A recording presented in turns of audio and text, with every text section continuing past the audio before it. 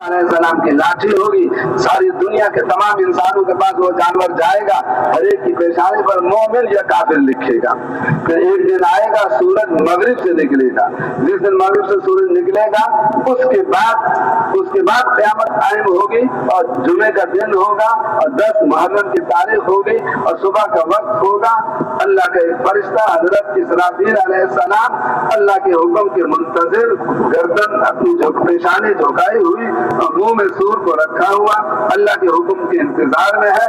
اللہ حکم دیں گے اے میرے فرشتے اس سور میں پھونک مارو، اور سور میں پھونک ماریں گے، اس سے آواز ظاہر ہوگی، پھر آواز آہستہ پھر تیز، اتنی تیز ہو جائے گی، اتنی سخت ہو جائے گی، اس آواز کی سختی کی وجہ سے انسانوں کے کلیجے پھٹ جائیں گے اور جانور سارے مر جائیں گے، اور اللہ اس کی آواز کو تیز کریں گے، اس کی اتنی تیزی ہوگی کہ سمندروں میں آگ لگ جائے گی اور ساری زمین میں زلزلہ آ جائے گا، پہاڑ روئی کے دانوں کی طرح سے اڑنے لگ جائیں گے، آسمان پھٹ جائے گا، ستارے جھڑ جائیں گے، اور یہ چاند اور سورج کو اللہ بے نور کر کے سمندروں میں ڈال دیں گے۔ یہ قیامت بموں کے پھٹنے سے نہیں آئے گی، قیامت ویسے آئے گی جیسے ہمارے نبی پاک صلی اللہ علیہ وسلم نے بتایا۔ اسے کہتے ہیں کامل اعتماد کرنا رسول پاک علیہ السلام پر، جو وہ بتا رہے ہیں وہ حق اور سچ ہے۔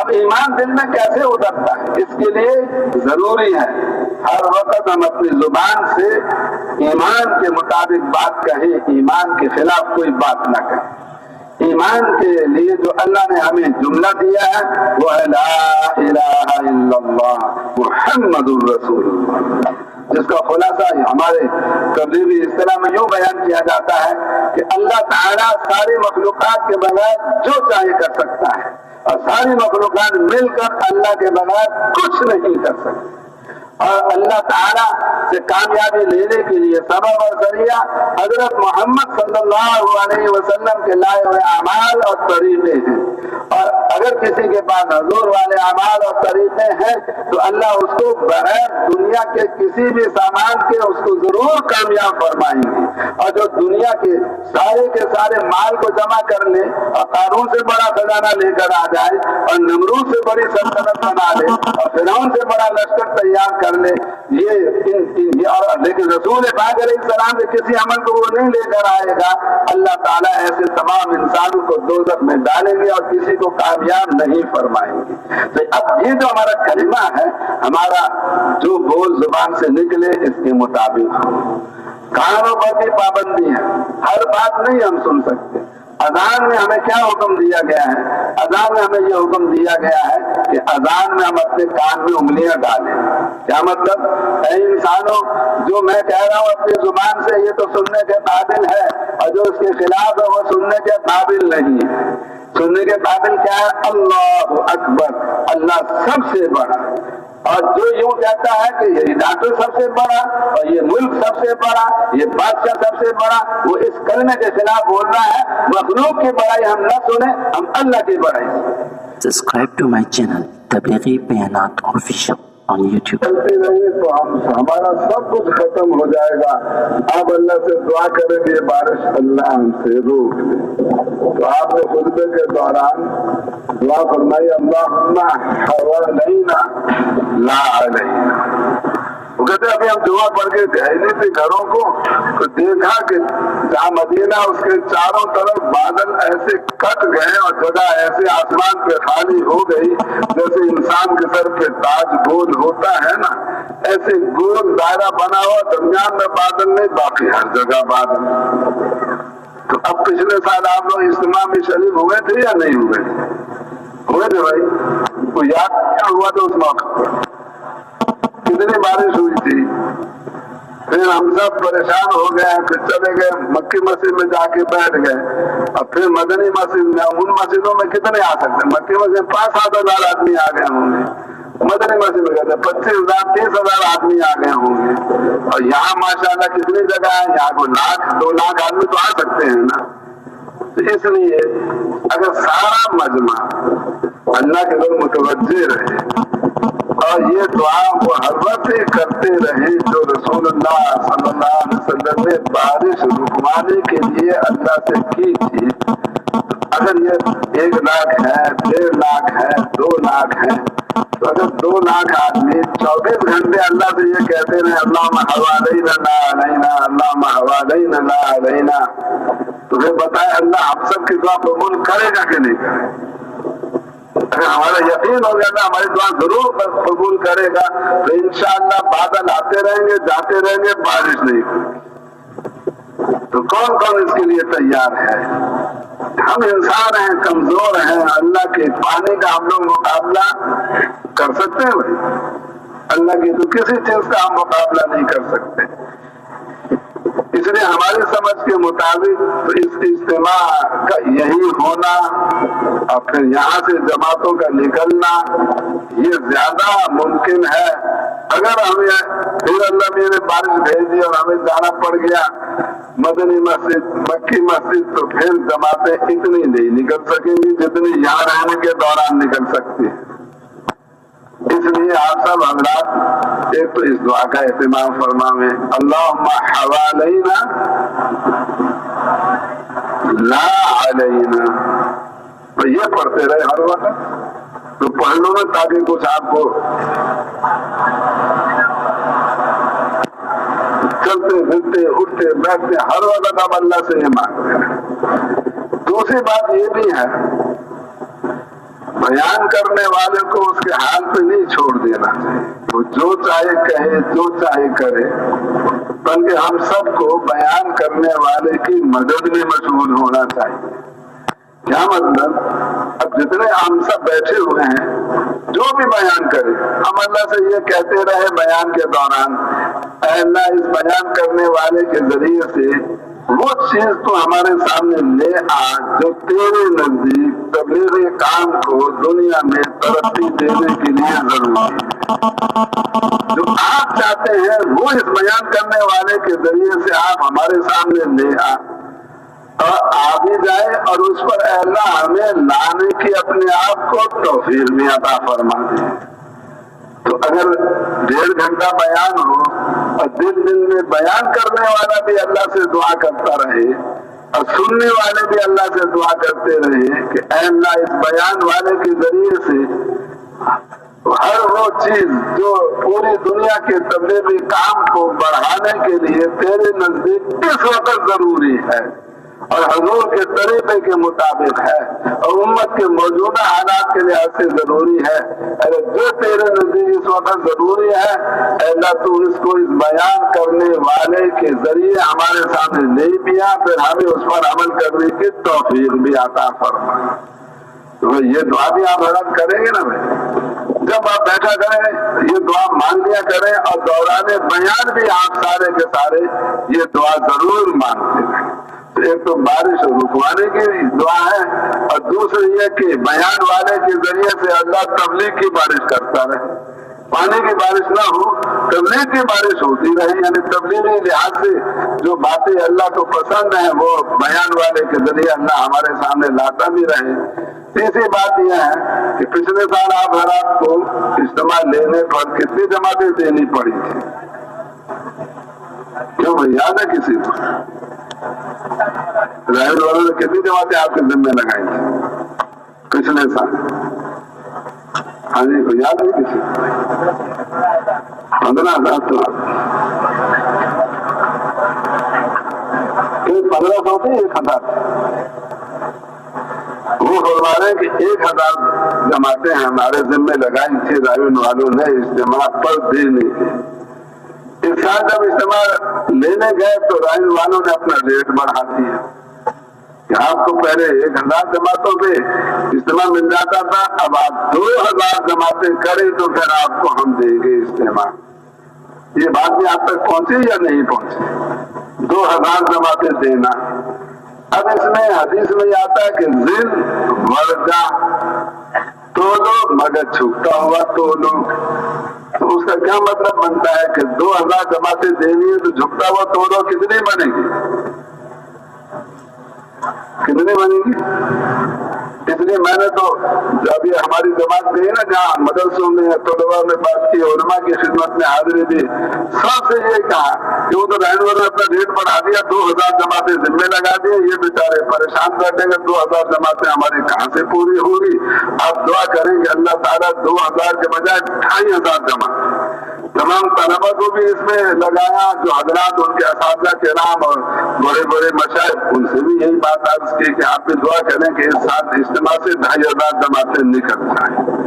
تو کیا خیال ہے کراچی شہر سے 2500 جماعتیں نکل سکتی ہیں یا نہیں نکل سکتی؟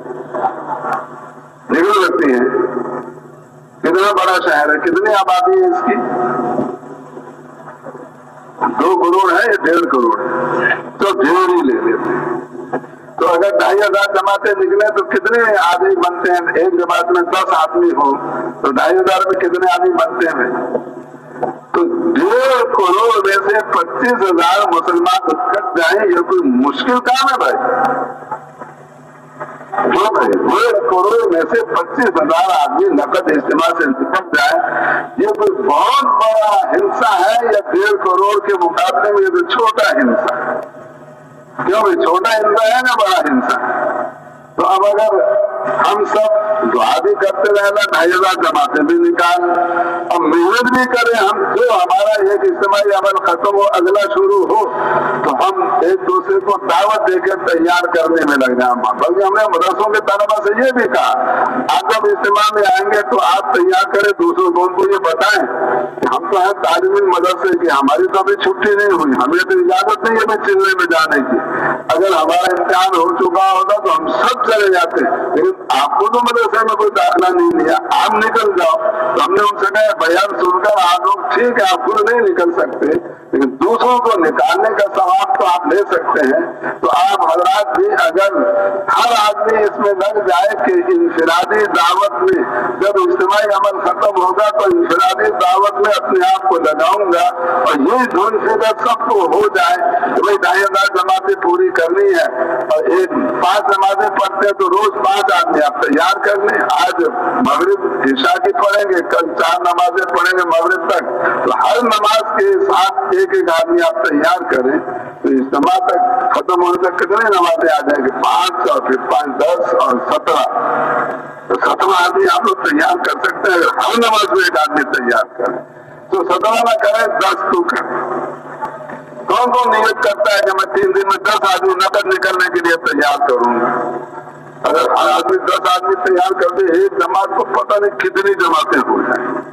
تو اس دفعہ بھائی اللہ صاحب بیمار بھی زیادہ ہیں، ان کے کمر میں بھی درد ہو گیا ہے، اس لیے وہ بھی صبح آئے نہیں، اب سنا کہ وہ آئیں گے، ان کی صحت کے لیے بھی دعا کریں اور وہ ایسی صورتحال بنے کہ آئیں، وہ پتہ چلے کہ ہمیں 2000 جماعتیں دینی تھی، کراچی والوں نے 3000 2500 دے دی تو ان کی دینی دعا سب کو مل جائے۔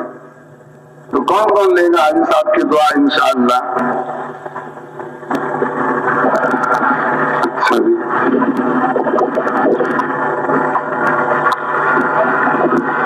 الحمد لله نحمده ونستعينه ونستغفره ونؤمن به ونتوكل عليه ونعوذ بالله من شرور أنفسنا ومن سيئات أعمالنا من يهده الله فلا مضل له ومن يضلله فلا هادي له ونشهد أن لا إله إلا الله وحده لا شريك له ونشهد أن سيدنا ومولانا محمدا عبده ورسوله أرسله بالحق بشيرا ونذيرا بين يدي الساعة صلى الله عليه وعلى آله وأصحابه وأمته وبارك وسلم تسليما كثيرا كثيرا أما بعد فقد قال الله تبارك وتعالى وممن خلقنا أمة يهدون بالحق وبه يعدلون وقال الله تبارك وتعالى وما أرسلناك إلا كافة للناس بشيرا ونذيرا وقال الله تبارك وتعالى وكذلك جعلناكم أمة وسطا لتكونوا شهداء على الناس ويكون الرسول عليكم شهيدا. وقال النبي صلى الله عليه وسلم ارحموا من في الأرض يرحمكم من في السماء. وقال صلى الله عليه وسلم من لا يرحم لا يرحم. وقال صلى الله عليه وسلم انما يرحم الله من عباده الرحماء او كما قال. میرے بھائیوں اور دوست اور بزرگوں، بنانے والا یہ بتایا کرتا ہے کہ یہ چیز میں نے بنائی ہے، کس مقصد کے لیے بنائی ہے، اور بنانے والا ہی یہ بتایا کرتا ہے کہ اس چیز کو کتنے میں بیچوں گا، اس کی قیمت کیا ہے۔ اب ایک کمہار اللہ کی زمین میں سے مٹی لے کر، اللہ کے بنائے ہوئے پانی میں سے پانی لے کر وہ اس کو گونڈتا ہے، برتن کی شکل میں ڈھالتا ہے، پھر آگ میں تپاتا ہے، پھر وہ کہتا ہے میں نے یہ ہانڈی بنائی ہے، میں اس کا مالک ہوں۔ بنانے والا ہی اپنی چیز کا مالک ہوتا ہے۔ پھر وہی بتاتا ہے کہ یہ ہانڈی میں نے کس مقصد کے لیے بنائی، لوٹا کس کام آئے گا، اور یہ گھڑا کہاں رکھا جائے گا، اور یہ سرائی کس کام آئے گی۔ ہر چیز کی قیمت بھی بنانے والا بتاتا ہے، ہر چیز کے بنانے کا مقصد بھی ہر بنانے والا بتایا کرتا ہے۔ اللہ تعالیٰ نے اس زمین آسمان کو بنایا، سمندر اور پہاڑوں کو بنایا، اور جانوروں کو بنایا، جنگلات کو بنایا، درختوں کو بنایا۔ بناتے بناتے اللہ تعالیٰ نے ایک دن انسان کو بھی بنا دیا۔ اللہ نے انسان کو بنایا تو یہ اعلان فرمایا وَلَقَدْ كَرَّمْنَا بَنِي آدَمَ۔ ایک انسان اس ساتوں زمین آسمان سے زیادہ قیمتی ہے۔ بنانے والا بتا کیوں زیادہ قیمتی ہے؟ کیوں یہ ساتوں زمین آسمان یہ جو اللہ نے بنائے ہیں، یہ جو ایک دن ختم کر دیں گے اللہ تعالیٰ اس سارے ساتوں زمین آسمان کی مخلوقات کو، لیکن انسان کو اللہ نے ہمیشہ رہنے کے لیے بنایا۔ اس کو جگہ اس کی بدلے گی، اس دنیا سے یہ قبر میں جائے گا، قبر سے میدان حشر میں جائے گا، لیکن ختم نہیں ہوگا۔ میدان حشر سے آگے اس کے لیے دو جگہ بنائی، ایک کا نام اللہ نے جنت رکھا، ایک کا نام اللہ نے دوزخ رکھا، جہنم رکھا۔ اب جنت اللہ نے بنائی ہے اپنے دوستوں کے لیے، اپنے متقی بندوں کے لیے، اور جنت میں اللہ نے وہ ساری نعمتیں بنائی ہیں جو انسان کی سمجھ میں آ سکتی ہیں، وہ ساری نعمتیں بھی اللہ نے بنائی ہیں، اور ایسی بھی نعمتیں اللہ نے جنت میں بنائی ہیں جو کسی آنکھ نے دیکھی نہیں، کسی کان نے سنی نہیں، اور کسی انسان کے دل میں ان کا خیال بھی نہیں گزرا۔ اور دوسری جگہ اللہ نے جہنم کو بنایا۔ جہنم اللہ نے بنائی ہے اپنے بڑے مجرموں کو سزا دینے کے لیے۔ کن کو سزا دینے کے لیے؟ بڑے مجرموں۔ مسلمان چھوٹا مجرم ہے، اس لیے مسلمان کو اللہ تعالیٰ اس کی کسی غلطی اور گناہ پہ سزا دیتے تو اس دنیا میں دیتے ہیں۔ حدیث میں آتا ہے کانٹا لگ گیا تمہیں، اور تمہیں بخار چڑھ گیا، اور تمہاری کوئی چیز گم ہو گئی، اس کا تمہیں دکھ ہوا۔ ان تمام تکلیفوں پر جو مسلمان کو اس دنیا میں پہنچتے ہیں، اللہ اس کے گناہوں کو معاف فرماتے رہتے ہیں۔ اور اسی وجہ سے بعض صحابہ کرام تو ایسے اس حدیث کو ایسے یقین سے سننے والے تھے کہ انہوں نے دعا مانگی، اے اللہ تو مجھے بخار چڑھا دے ساری زندگی کے۔ ہم تو کہتے ہیں بخار ہمارا ادھر جائے۔ صحابی نے کہا یا اللہ مجھے بخار چڑھا، لیکن میری طرف سے دو شرطیں ہیں، اتنا زیادہ نہ ہو کہ میں گھر سے باہر نہ نکل سکوں، نماز با جماعت نہ پڑھ سکوں، اتنا زیادہ نہ ہو، تھوڑا تھوڑا ہو، حج کا سفر بھی کر لوں اور میں جہاد کا سفر بھی کر لوں اور مسجد میں بھی چلا جاؤں اور بخار بھی مجھے چڑھا رہے، تو اللہ میرا عمل کوئی نہ چھوٹے، عمل میرے سارے ہوتے رہے اور بخار بھی مجھے چڑھا رہے۔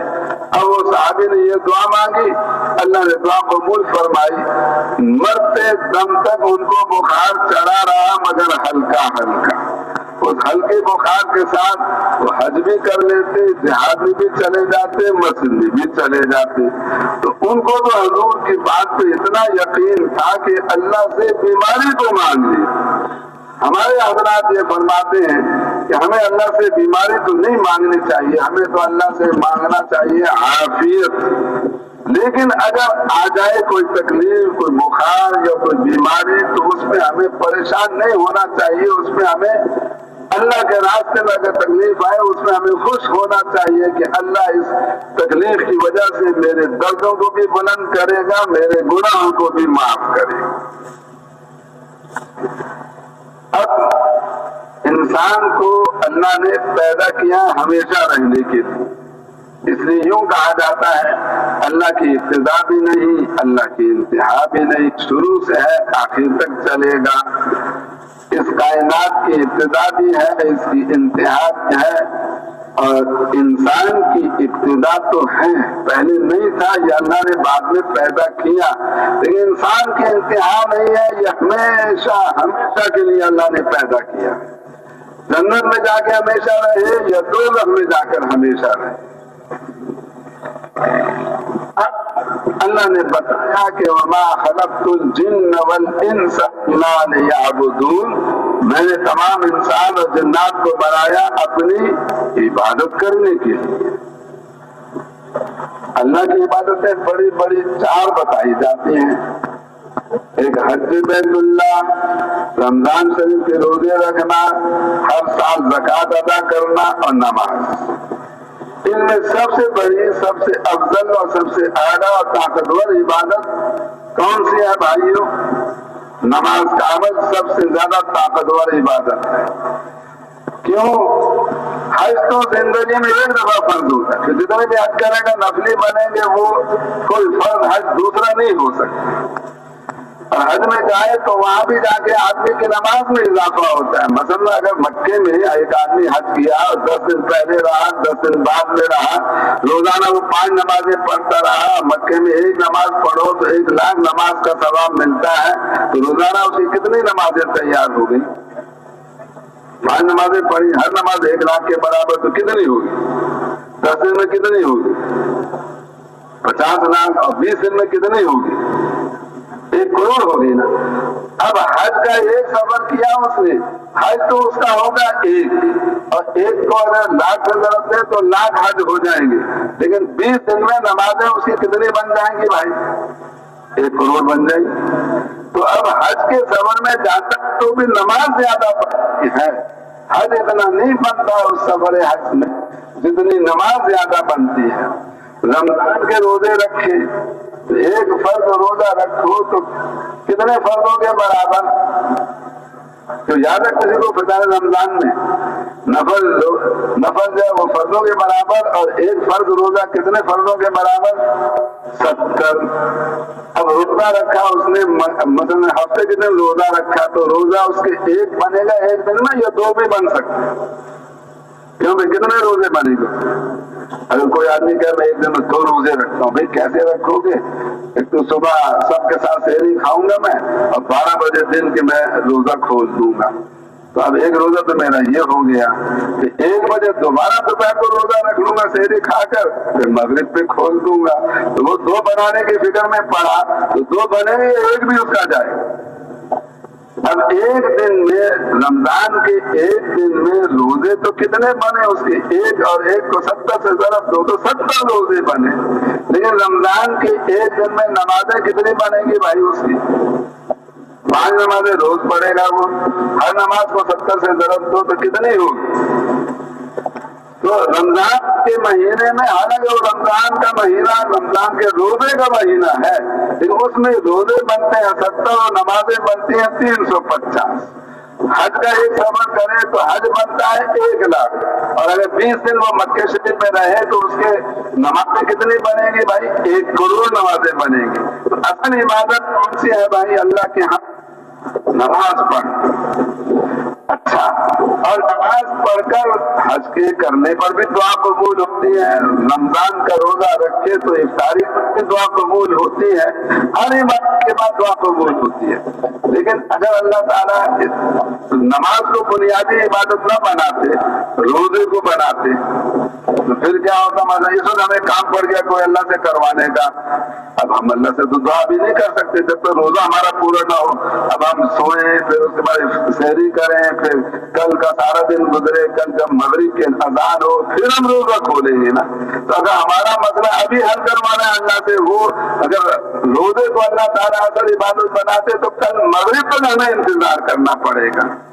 اگر حج کو اللہ اصلی عبادت بناتے تو اب ہمارا مسئلہ تو آ گیا۔ اب اس مہینے میں کیا نام ہے؟ اس مہینے کا رجب۔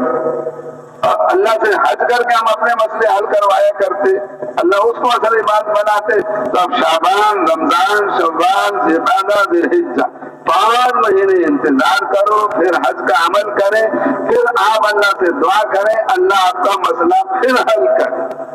تو اللہ نے ان عبادتوں کو عبادت بنایا، مگر یہ اصل اور افضل اور بڑی عبادت نہیں بنایا۔ نماز کو اللہ تعالیٰ نے افضل اور اعلیٰ عبادت بنایا، اور اس میں اللہ نے یہاں تک رکھا ہے کہ جب تمہیں 5 نمازوں کے بعد بھی آپ کی دعا قبول ہوگی، اور جب ضرورت پڑ جائے آپ نماز پڑھو 2 رکعت تو ہم سے دعا کرو، نفل نماز کے بعد بھی ہم تمہاری ہر ضرورت کو پورا کر دیں گے۔ اس لیے رسول پاک علیہ السلام کے بارے میں آتا ہے کان اذا حضبہ امر فزع الی الصلاۃ، جب بھی رسول پاک علیہ السلام کو کوئی پریشان کن معاملہ پیش آتا آپ دوڑ کر نماز کی طرف جاتے۔ نماز اصل عبادت ہے، اور نماز اللہ چاہتے ہیں کہ سارے بندے 5 نمازیں روزانہ پڑھیں، لیکن خالی نماز پڑھ لینا کافی نہیں ہے۔ اللہ تعالیٰ یہ بھی چاہتے ہیں کہ میرے بندے نماز پڑھیں جو نماز حضرت محمد صلی اللہ علیہ وسلم نے پڑھ کر سکھائی اور بتائی ہے، حضور جیسی نماز اپنی نماز بنائیں۔ یہ اللہ چاہتے ہیں سارے بندوں سے کہ سارے بندے کیسی نماز پڑھیں جیسے ہمارے نبی پاک علیہ السلام پڑھا کرتے تھے، اور ہماری نماز حضور کی نماز کا نمونہ بنے تو اس کے لیے مستقل محنت نماز سے پہلے کرنی پڑے گی۔ اگر ہم چاہتے ہیں کہ ہماری نماز حضور کی نماز کا نمونہ بنے، کون چاہتا ہے کہ میری نماز حضور کی نماز کا نمونہ بنے؟ تو اس کے لیے پہلے ہمیں محنت کر کے چند چیزیں تیار کرنی پڑیں گی اپنے دل میں۔ سب سے پہلے تیار کرنا پڑے گا اپنے دل میں ایمان بالغیب۔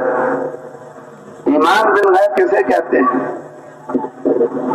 اللہ نے اپنے ذات کو چھپا دیا، اور اللہ نے اپنی بڑی بڑی مخلوقات کو بھی چھپا دیا۔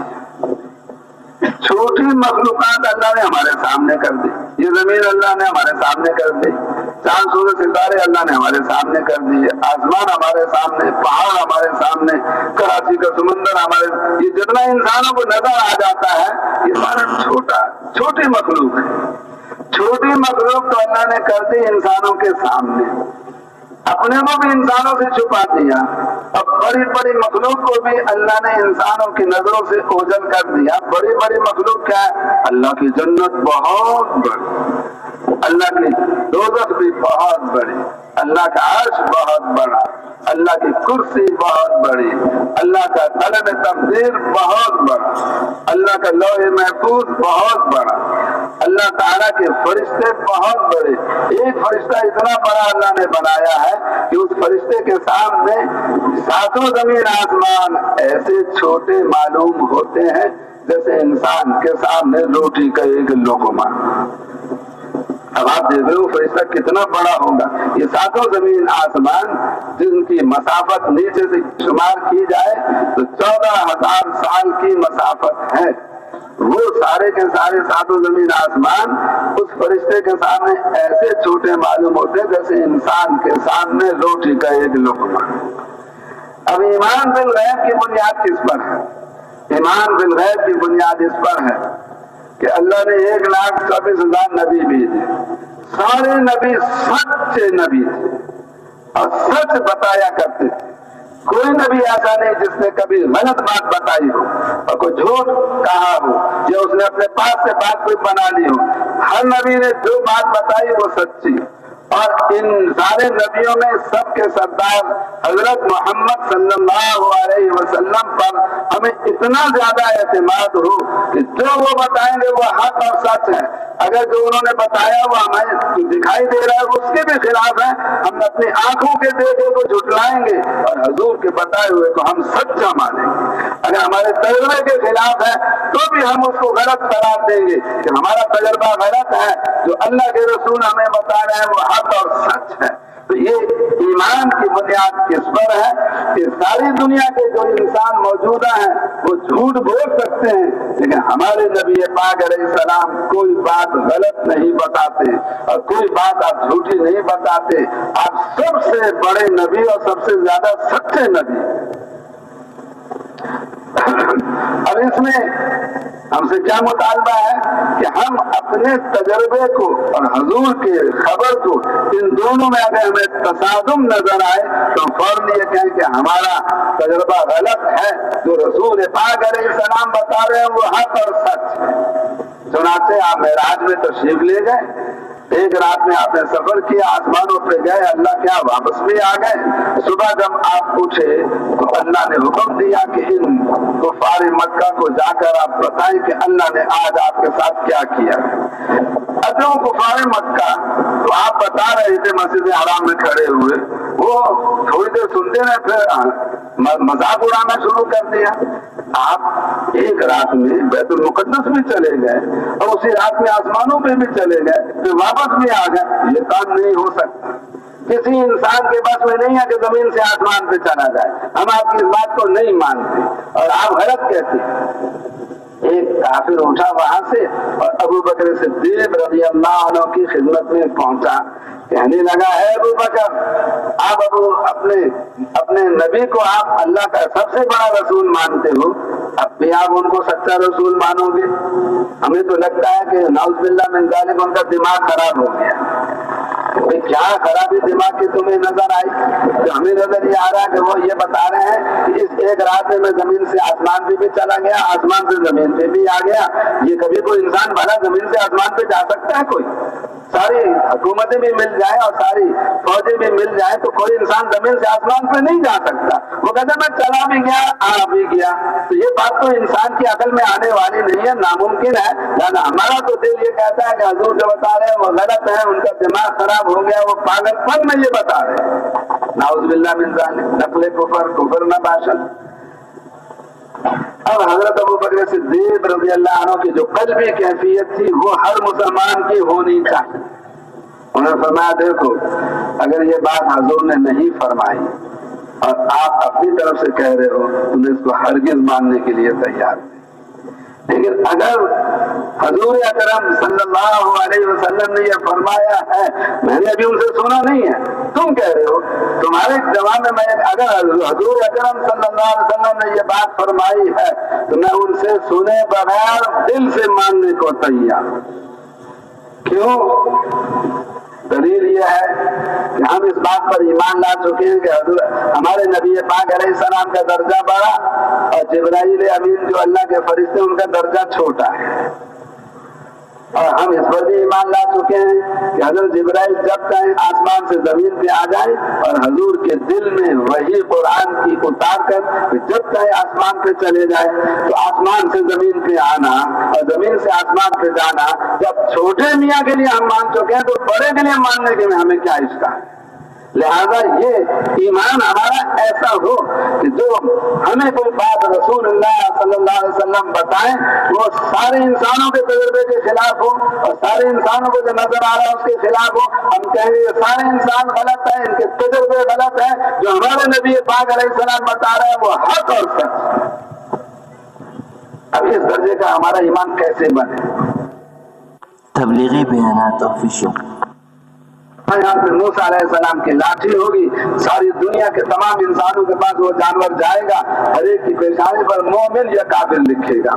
फिर एक दिन आएगा सूरज मगरिब से निकलेगा, जिस दिन मगरिब से सूरज निकलेगा उसके बाद क़यामत कायम होगी और जुमे का दिन होगा और 10 मुहर्रम की तारीख होगी और सुबह का वक्त होगा। अल्लाह का एक फरिश्ता हजरत इसराफील अलैहिस्सलाम अल्लाह के हुक्म के मुंतजिर गर्दन अपनी पेशानी झुकाई हुई और मुंह में सूर को रखा हुआ अल्लाह के हुक्म के इंतजार में है।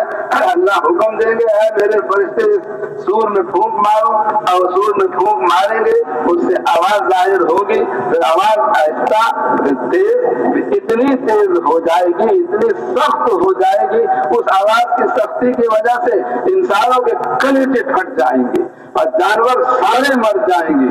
और अल्लाह उसकी आवाज को तेज करेंगे, उसकी इतनी तेजी होगी कि समुद्रों में आग लग जाएगी और सारी जमीन में जलजला आ जाएगा, पहाड़ रूई के दानों की तरह से उड़ने लग जाएंगे, आसमान फट जाएगा, सितारे झड़ जाएंगे और ये चांद और सूरज को अल्लाह पे नूर करके समंदरों में डाल देंगे। ये क़यामत बमों के फटने से नहीं आएगी, क़यामत वैसे आएगी जैसे हमारे नबी पाक सल्लल्लाहु अलैहि वसल्लम ने बताया। इसे कहते हैं कामिल एतमाद करना रसूल पाक अलैहिस्सलाम पर, जो वो बता रहे हैं वो हक और सच है। अब ईमान दिल में कैसे उतरता है, इसके लिए जरूरी है हर वक्त हम अपनी जुबान से ईमान के मुताबिक बात कहें, ईमान के खिलाफ कोई बात न कहें। ईमान के लिए जो अल्लाह ने हमें जुमला दिया है वो है ला इलाहा इल्लल्लाह मुहम्मदुर रसूलुल्लाह, जिसका खुलासा हमारे तबलीगी इस्तिलाह में यूं बयान किया जाता है कि अल्लाह ताला सारी मखलूकात के बगैर जो चाहे कर सकता है और सारी मखलूकात मिलकर अल्लाह के बगैर कुछ नहीं कर सकती। और अल्लाह ताला से कामयाबी लेने के लिए सबब और जरिया हजरत मोहम्मद सल्लल्लाहु अलैहि वसल्लम के लाए हुए अमाल और तरीके हैं। और अगर किसी के पास हजूर वाले अमाल और तरीके हैं तो अल्लाह उसको बगैर दुनिया के किसी भी सामान के उसको जरूर कामयाब फरमाएंगे। और जो दुनिया के सारे माल को जमा कर ले और कानून से बड़ा खजाना लेकर आ जाए और नमरूद से बड़ी सल्तनत बना ले और फिरौन से बड़ा लश्कर तैयार कर ले, लेकिन रसूल पाक अलैहिस्सलाम के किसी अमल को वो नहीं लेकर आएगा, अल्लाह ताला ऐसे तमाम इंसानों को दोज़ख में डालेंगे और किसी को कामयाब नहीं फरमाएंगे। तो अब ये जो हमारा कलिमा है, हमारा जो बोल जुबान से निकले इसके मुताबिक हो। कानों पर भी पाबंदी है, हर बात नहीं हम सुन सकते। अजान में हमें क्या हुक्म दिया गया है? अजान में हमें यह हुक्म दिया गया है कि अजान में हम अपने कान में उंगलियां डालें। क्या मतलब? ऐ इंसानों, जो मैं कह रहा हूँ अपनी जुबान से ये तो सुनने के काबिल है और जो इसके खिलाफ है वो सुनने के काबिल नहीं है। सुनने के काबिल क्या है? अल्लाहु अकबर, अल्लाह सबसे बड़ा। और जो यूं कहता है कि ये डॉक्टर सबसे बड़ा और ये मुल्क सबसे बड़ा, ये बादशाह सबसे बड़ा, वो इस कलमे के खिलाफ बोल रहा है। मखलूक की बड़ाई हम न सुने, हम अल्लाह की बड़ाई सुने। तो दूसरा जुमला हमें क्या दिया गया? ये नाराए ईमानी हर मुसलमान को दिया गया रोजाना 5 मरतबा लगाने के लिए। दूसरा हमें क्या नारा दिया गया? अशहदु अल्ला इलाहा इल्लल्लाह। कहते हैं मियाँ पुर्जा तो ये छोटा सा है मगर इसके बगैर मशीन नहीं चल सकती। साइकिल में वाल्व लगा था ना, जहाँ हवा भरते है तो छोटा सा, लेकिन उसके बगैर साइकिल नहीं चल सकती। तो यूं आप मुसलमान कहते हैं कि बेशक हमारी दुकान छोटी, हमारा कारोबार छोटा, हमारा जो जमींदारा है वो छोटा, हमारी कमाई का जो नक्शा है वो छोटा, लेकिन ये छोटे के बगैर हमारी गाड़ी नहीं चल सकती। इसके लिए अल्लाह ने दूसरा नारा दिया, अशहदु अल्ला इलाहा इल्लल्लाह। सारे छोटों के बगैर एक बड़े से काम चल जाएगा, लेकिन सारे बड़े के बगैर तमाम छोटों से मिलकर कभी कोई काम नहीं हो सकेगा। फिर तीसरा नारा क्या दिया गया? अशहदु अन्ना मुहम्मदुर रसूलुल्लाह। क्या मतलब इसका? बड़े के यहाँ बड़े की सिफारिश चलती है, बड़े की जमानत चलती है, छोटे की नहीं चलती। एक जज साहब कहे मियाँ अपना को जमानती लेकर आओ, वो जाए अपने गली में से भंगी को लेकर आए, कहे मैं अपना जमानती लाया, तो जज साहब भंगी को जमानती कबूल कर लेंगे? अरे तुम हमारी अदालत की तौहीन करते हो, भंगी को बनाते हो अपना जमानती। हमारी अदालत तो बड़ी है, बड़ा कोई आदमी हो, काउंसलर हो, फलाना हो, उसकी जमानत हमारे यहाँ चलेगी, भंगी की नहीं चलेगी। ऐसे ही कल क़यामत के दिन अगर कोई आदमी आए अल्लाह के सामने और यूं कहे कि ऐ अल्लाह, मैं तो एक गरीब का बेटा था, पहले साइकिल में मैं ले जाकर देहात में कपड़ा बेचता था, फिर मेरी बंदर रोड पे एक दुकान हो गई, फिर 10 दुकानें हो गई, फिर मेरे पाकिस्तान के अंदर जब मैं मरा तो 50 कारखाने मैंने कपड़े बनाने के लगा रखे थे और दुनिया के 100 मुल्कों में मेरा माल जाता था। ऐ अल्लाह, मैं गरीब से इतना बड़ा मालदार हो गया, तो मुझे जन्नत दे दे। बड़ी जन्नत नहीं देता तो छोटी जन्नत तो दे दे। अल्लाह ताला फरमाएंगे, अरे तुम सारी दुनिया के कारखाने, सारी दुनिया की दुकानें भी लेकर आ जाओ, अगर तुम्हारे पास हजरत मोहम्मद अलैहिस्सलाम वाले अमाल है तो तुम्हारे लिए जन्नत के 8 दरवाजे खुले। और अगर उनका कोई अमल तुम्हारे पास नहीं है तो इन तमाम दुनिया को जितना तुम समेट के आए हो, तुम्हें 1 इंच जमीन जन्नत की नहीं मिल सकती। कल क़यामत के दिन सबको नजर आएगा, अल्लाह सबसे बड़े हैं और अल्लाह के मखलूक में कौन सबसे बड़े हैं? हजरत मोहम्मद सल्लल्लाहु अलैहि वसल्लम ये सबसे बड़े हैं। और हजरत मोहम्मद सल्लल्लाहु अलैहि वसल्लम ने क्या बताया? हय्या अलल फलाह, हय्या अलल फलाह। छोटे को छोड़कर बड़े के घर में जाओ, बड़े के घर में, अल्लाह के घर में जाओ, और दुकान छोड़ो, अपना दफ्तर छोड़ो, जिस कमाई के नक्शे में लगे उसको छोड़ो, और यकीन करो मैं बड़े के घर जाऊंगा और वहां सजदा करूंगा, इस जाने पर ये बड़ा मेरी दुनिया भी बना देगा, मेरी आखिरत भी बना देगा। अगर मैं वहां ना गया और अपनी इस दुकान में लगा रहा, अल्लाह बड़ा मुझसे नाराज हो जाएगा और मेरे फिर न दुनिया का काम बनेगा न आखिरत का काम बनेगा। तो ये जो 5 दफा हमें नारा दिया गया है कि ईमान बनाने और बढ़ाने, और इसमें क्या है, जो हम कह रहे हैं वो तो ईमान के मुताबिक, वो तो सुनने के काबिल, जो ईमान के खिलाफ है वो सुनने के काबिल नहीं। इसलिए भाइयों, अगर आप हजरात अपना ईमान बनाना चाहते हैं तो देख लें, आपकी मर्जी है। अखबार, रेडियो, ये जितनी नशर इशात के जमाने में सिलसिले हैं, ये सारे के सारे ईमान बिगाड़ने वाले हैं। ये मखलूक की बड़ाई हमारे दिलों में बिठा रहे हैं और ये इंसानों की बड़ाई हमारे दिल में बिठा रहे हैं। कोई इनमें ऐसा नहीं है जो अल्लाह की बड़ाई हमारे दिल में बिठा रहा हो। तो मखलूक से होता है, मखलूक बड़ी चीज है, फलाना मुल्क ऐसा बड़ा, फलाना बादशाह ऐसा बड़ा, फलानी फौज ऐसी बड़ी, फलाना हथियार ये बड़ा, ये सारे के सारे मखलूक की बड़ाई को बोलते हैं, उसी को दिल में उतारते हैं, उसी से सब कुछ समझते हैं। अगर आप अपने ईमान को बढ़ाना चाहते हैं तो अपने आप को इन चीजों से बचाएं, बचाएंगे भाई इंशाअल्लाह। और फिर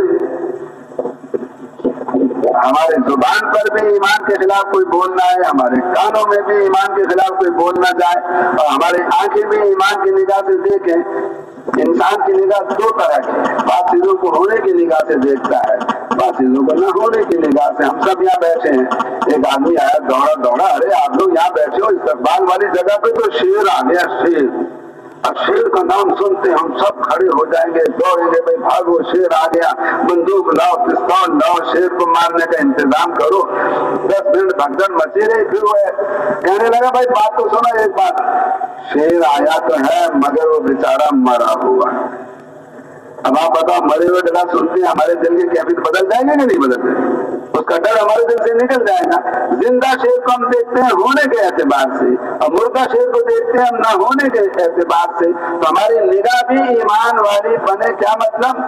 कायनात की सारी चीजों को देखें हम न होने के एतबार से, और अपने नबी पाक अलैहिस्सलाम के हर अमल को देखें होने के एतबार से। एक नई कार हमारे पास से गुजर के गई, उसको हम देखें न होने के एतबार से। और एक आदमी बैठा हुआ वुजू कर रहा है, वुजू हमारे नबी पाक अलैहिस्सलाम का दिया हुआ अमल है, इस वुजू के अमल को हम देखें होने के एतबार से। ये अभी वुजू करेगा, खड़ा होगा, आसमान की तरफ अपनी उंगली उठाएगा, और फिर उसके बाद ये कहेगा, अशहदु अन ला इलाहा इल्लल्लाह व अशहदु अन्न मुहम्मदन अब्दुहु व रसूलुहु। तो अल्लाह इसके लिए 8 दरवाजे अभी जन्नत के खोल देगा। और कल क़यामत का दिन आएगा, حضور اکرم صلی اللہ علیہ وسلم اس امتی کو پہچانیں گے کیونکہ اس کے اعضائے وضو چمک رہے ہوں گے وضو کرنے کی وجہ سے. تو وضو کے عمل کو دیکھا جائے ہونے کے اعتبار سے اور کائنات کی تمام چیزوں کو دیکھا جائے نہ ہونے کے اعتبار سے، پھر چوتھا کام اپنے ایمان کو پکا کرنے کے لیے کیا ہے؟ تنہائیوں میں بیٹھ کر ہر آدمی یہ سوچے کہ میری روزی ملنے کا جو راستہ ہے وہاں سے روزی نہیں مل رہی. وَفِي السَّمَاءِ رِزْقُكُمْ وَمَا تُوعَدُونَ، آسمانوں میں تمہاری روزی، آسمانوں میں تمہارے وعدے. اور آدمی تنہائی میں بیٹھ کے یہ سوچے کہ دکان میرے لیے رزاق نہیں ہے، ان اللہ هو الرزاق ذو القوة المتین، اللہ میرے لیے رزاق ہے. اپنی کمائی کے نقشے کا یقین اپنے دل سے نکالنے کے لیے ضروری ہے کہ ہم تنہائیوں میں بیٹھ کر ایمان کی سوچ سے سوچیں. تو کون کون یہ 4 کام روزانہ کرے گا بھائی؟ کریں گے سارے بھائی انشاءاللہ. تو پہلی چیز ہماری نماز حضور صلی اللہ علیہ وسلم کی نماز کا نمونہ بنے، اس کے لیے پہلی چیز تو کیا ہے؟ ایمان تیار کرنا. دوسری چیز کیا ہے؟ اللہ والے علم کو اپنے سینے میں لینا. نماز کے کیا فائدے ہیں، نماز کے کیا نفع ہیں، دنیا میں اس پر کیا ملتا ہے، قبر میں اس پر کیا ملے گا، قیامت میں اس پر کیا ملے گا. تو جو دنیا اور آخرت کے فائدے قرآن اور حدیث میں اللہ رسول نے بتائے ہیں، ان تمام فائدوں کو تعلیم کے حلقے میں بیٹھ کر ہم اتنا سنیں ان فائدوں کا یقین ہمارے دل میں پورا کا پورا بیٹھ جائے. اس کے لیے کہا جاتا ہے کہ ہر گھر میں بھی فضائل کی تعلیم کا حلقہ ہو، ہر مسجد میں فضائل کی تعلیم کا حلقہ ہو، اور ہر مارکیٹ میں تعلیم کا حلقہ ہو، اور ہر دفتر میں جہاں بھی مسلمان کمانے کے لیے جائے تعلیم کا حلقہ ہر جگہ ہونا چاہیے. تو آپ میں سے کون ہر جگہ تعلیم کے حلقے کو چلائے گا بھائی؟ اب اس میں بیٹھ کے کیا سنیں گے ہم کہ اللہ اور اللہ کے رسول نے نماز کے کیا کیا فائدے ہمیں بتائے. فجر کی نماز پڑھو، عصر کی نماز پڑھو تو کیا ملے گا، عشاء کی نماز پڑھو تو کیا ملے گا، جماعت سے پڑھو تو کیا ملے گا. جو فائدے اللہ رسول نے نماز کی مختلف شکلوں پہ بتائے وہ بھی ہمیں سب معلوم ہو جائے، یاد ہو جائے، سینے میں محفوظ ہو جائے. کہ نماز کے اجزاء، اس میں رکوع ہے، سجدہ ہے، التحیات ہے، دعائے قنوت ہے، درود شریف ہے، قرآن کی تلاوت ہے، اور اس میں سبحانک اللہم و بحمدک، جو کچھ بھی نماز کے اندر ہے ہر جز کی الگ الگ فضیلت بھی ہمیں معلوم ہونی چاہیے. پھر نماز کو ادا کرنے کا طریقہ یہ بھی ہم سیکھیں. علماء کرام سے جا کر، مفتی صاحبان سے پوچھ کر. ایسی مثال ہے جیسے کہ بندوق چلانا. بھائی بندوق کا فائدہ ہے تو معلوم ہے، بندوق ہمارے پاس ہوگی، اگر چور ہمارے گھر میں آ گیا تو ہم بندوق سے اس کو مار لیں گے. اگر ہم کہیں جا رہے ہیں شیر آ گیا تو شیر کو بھی مار لیں گے. کوئی دشمن راستے مل گیا تو اس کو بھی ہم مان لیں گے. یہ تو اس کا فائدہ ہوا. لیکن بندوق سے یہ فائدہ حاصل کرنے کے لیے ضروری ہے کہ اس کو چلانے کا صحیح طریقہ بھی ہمیں آتا. اگر ایک آدمی بندوق کے فضائل تو جانتا ہے لیکن اس کے چلانے کا صحیح طریقہ نہیں جانتا. مطلب اس کا صحیح طریقہ کیا ہے کہ لکڑی کا دستہ لگا وہ اپنے سینے کی طرف کرے، جس کو مارنا اس کو لوہے کی نال کرے. اگر وہ آدمی الٹا کر لے، لوہے کی نال تو اپنے سینے کی طرف کر لے اور جس کو مارنا اس کی طرف اس کا دستہ کرے. اب اگر وہ اپنا گھوڑا دبائے گا بندوق کا تو دشمن مرے گا یا خود ہی مر جائے. اس لیے جو نماز مسائل کے مطابق نہیں ہوتی، جو نماز اللہ کے بتائے ہوئے طریقے مسائل شرعیہ کے مطابق نہیں ہوتی، بعض لوگوں کی نماز اتنی بری لگتی ہے اللہ کو، اللہ اس پر منہ پر ایسے پھینک کر مار دیتے ہیں جیسے پرانے کپڑے کو پھینک کے مارا جاتا ہے.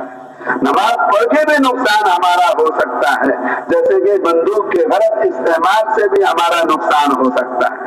اس لیے علماء کرام کی خدمت میں جانا، جب آپ جائیں گے تو جو طالب علم کے فضائل ہیں وہ سارے اللہ آپ کو بھی عطا فرمائے گا. تو بھائی علماء کرام سے کون اپنی نماز ٹھیک کرائے گا؟ سارے حضرات اہتمام فرمائیں گے نا بھائی. پھر تیسری چیز کیا تیار کرنی ہے؟ اللہ کا دھیان. دھیان کی دولت اللہ نے ہر انسان کو دی ہے. آج ہم نے دھیان کی دولت ضائع کر. کیا مطلب؟ مخلوق کے سامنے کھڑے ہوتے ہیں تو بھی مخلوق کا دھیان ہمیں آتا ہے، اللہ کے سامنے کھڑے ہوتے ہیں تو بھی ہمیں مخلوق کا دھیان آتا ہے. ہم گئے بازار میں، ایک نئی کار گزری، غور سے اسے دیکھا تو ہمارے دھیان میں آ گئی. आगे जाके देखा नई बिल्डिंग खड़ी है, उसको गौर से देखा तो वो ध्यान में आ गई। आगे जाके देखा तो कह रहा है दुकानदार कि ये अभी बिल्कुल नया डिजाइन बनकर आया है जापान से घड़ी का, उसको गौर से देखा तो वो भी ध्यान में आ गई। अब पहुंचे मस्जिद में नमाज पढ़ने लगे, अब कार नजर आ रही है और अब जो है वो बिल्डिंग नजर आ रही है और अब जो है वो घड़ी नजर आ रही है। खड़ा तो है अल्लाह के सामने मगर ध्यान सारा इसका मखलूक में लगा हुआ है। इस आदमी ने अपने ध्यान की ताकत जाहिर कर दी। इतनी ताकतवर चीज है ये अल्लाह का ध्यान। अगर अल्लाह के सामने खड़ा हो तो भी अल्लाह का ध्यान, मखलूक के सामने खड़ा हो तो भी अल्लाह का ध्यान। जिसको ये दौलत मिल जाएगी उसके सामने सारी दुनिया के हथियारों वाले फेल हो जाए। रसूल पाक अलैहिस्सलातु वस्सलाम सफर में सो गए, दरख्त के नीचे अपने तलवार को टांग कर, सहाबा सब बिखर गए। दुश्मन चोटी पे खड़ा था, उसने देखा कि मौका अच्छा है, मेरे दुश्मन हजूर अकरम सल्लल्लाहु अलैहि वसल्लम अकेले सो रहे। वहां से नीचे उतरा, तलवार को उतारा, नियाब से निकाला। अब सोते सोते वो रसूल पाक अलैहिस्सलाम को कत्ल कर सकता था, तो उसने समझा कि अब मैं कत्ल तो इनको कर ही लूंगा, लेकिन जरा कत्ल करने से पहले इनको डराऊं, कुछ धमकाऊं, कुछ इनका मजाक उड़ाऊं, इसलिए उसने खुद ही हजूर को जगा। अब हजूर जागे, खड़े हुए, देखा सामने दुश्मन और उसके हाथ में तलवार है। अब उसने अदराए मजाकियों का, ऐ मोहम्मद मैं युनक़िज़ुका मिन्नी, आपको मुझसे कौन बचाएगा।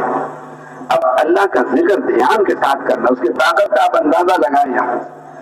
अब रसूल पाक अलैहिस्सलाम को वो काफिर भी नजर आ रहा है, उसके हाथ का ध्यान आपके दिल में 100% पूरा। क्या मतलब कि ये जो काफिर है इसको अल्लाह ने बनाया है, अल्लाह इसके दिल की धड़कन को चला रहे हैं, खून की हरकत को अल्लाह ही चला रहे हैं और अल्लाह चाहे जो चाहेगा इसके साथ वो होगा। अल्लाह चाहे तो अभी इसकी जान निकाल दे, अल्लाह चाहे तो अभी इसके सर में दर्द कर दे, अल्लाह चाहे तो अभी इसको अंधा कर दे। ये अल्लाह के कब्ज़ और कुदरत में अल्लाह जो चाहेगा इसके साथ वो होगा। इसके हाथ में जो तलवार है वो अपनी मर्जी से नहीं काट सकती, अल्लाह इजाजत देंगे तो वो काटेगी, नहीं इजाजत देंगे तो नहीं काटेगी। अब अल्लाह के इस ध्यान के साथ आपने फरमाया अल्लाह। उसे पूछा कौन बचाएगा आपको, आपने फरमाया अल्लाह। अब अल्लाह का नाम आपकी जुबान से निकला, दिल में उसके ध्यान भी था आपका। तो अब अल्लाह ने क्या किया, उसके दिल में हजूर का रौब डाल दिया। इतना रौब तारी हुआ कि वो बेचारा कप कपी तारी होगी इतनी ज्यादा कि हाथ पांव उसके काबू में न रहे और वो उसके हाथ से तलवार नीचे गिर गई। अब हजूर ने तलवार उठाई और कौन बचाएगा। अब उसने देखा 1 मिनट पहले मैंने पूछा कौन बचाएगा आपको मुझसे, तो हजूर ने फरमा दिया अल्लाह।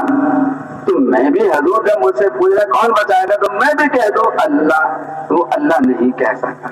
क्यों, जब इंसान की मौत का वक्त आता है भाइयों, तो उस वक्त जुबान पर वही आ सकता है जो दिल में हो, जो दिल में नहीं होगा वो कभी जुबान पे नहीं आ सकता। उसकी मौत का मंजर बना, जिंदगी में आदमी झूठ बोल लेता है। सोया हुआ था, दोपहर को थका थकाया आया, सफर से सो गया, घंटी बजाई किसी ने, उठ के गया तो बड़ा गुस्सा आया, बता मेरी नींद खराब कर दी, मैं तो कितना सफर करके आ रहा था। बोले क्यों आ गया, कौन आ गया। दरवाजा खोला तो देखा अपना पुराना दोस्त। अब क्या कह रहा है, आइए आइए तशरीफ लाइए, आपके आने से हमें बहुत खुशी हुई। झूठ बोल रहा है, दिल से नाराज है, लेकिन मुनाफिकत सारी जिंदगी आदमी चला सकता है, लेकिन मौत जब मुनाफिकत में होगा वो जुबान पर आएगा, जो जुबान पर होगा वही दिल में होगा।